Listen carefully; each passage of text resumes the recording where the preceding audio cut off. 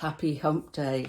So I'm exploring this week how to fix the broken workplace.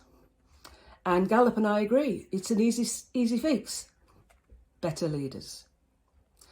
And many of you will have seen this graph before.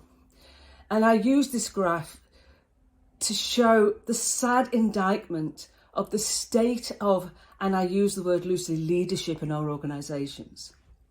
This is from research done by a company called Top 10 VPN that shows the global demand for employee surveillance software spiked in March 2020 with the onset of the pandemic. Maybe expected, should not have been, but anyway. But it's continued to rise ever since. This says we have, I'm not going to call them leaders, we have bosses in our organisation who cannot or are not able to measure employee performance by outcomes. They measure them by the hour at the desk. They're watching the status light go to away. Employees are responding by finding some very ingenious ways of keeping that green light on. So it looks that they're at the desk. It's awful. I don't know what else to say. But what I will say is that most bosses want to be better leaders, and we have to enable them. So Jack Zenger, writing some years ago, and Jacob Morgan recently, have highlighted that people get into a people leadership position in the late 20s, early 30s.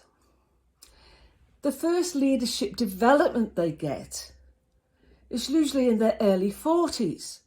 So they've had over a decade to flounder, to try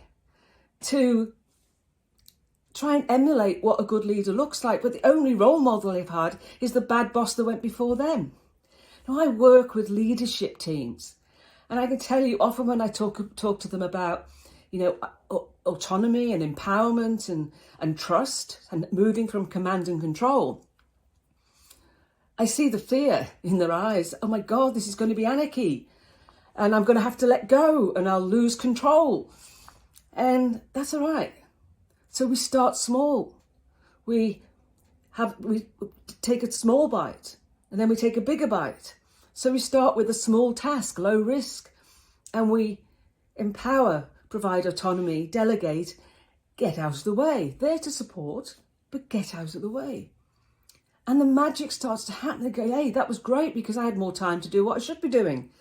And my employee is so motivated and feels like they've got a sense of purpose. It's great stuff happening. So we need to have those conversations. I work with leaders to be better communicators and listeners, to lead with empathy. And they can. We just need some learning and development and organisations to invest in it. Talk to you tomorrow. Bye.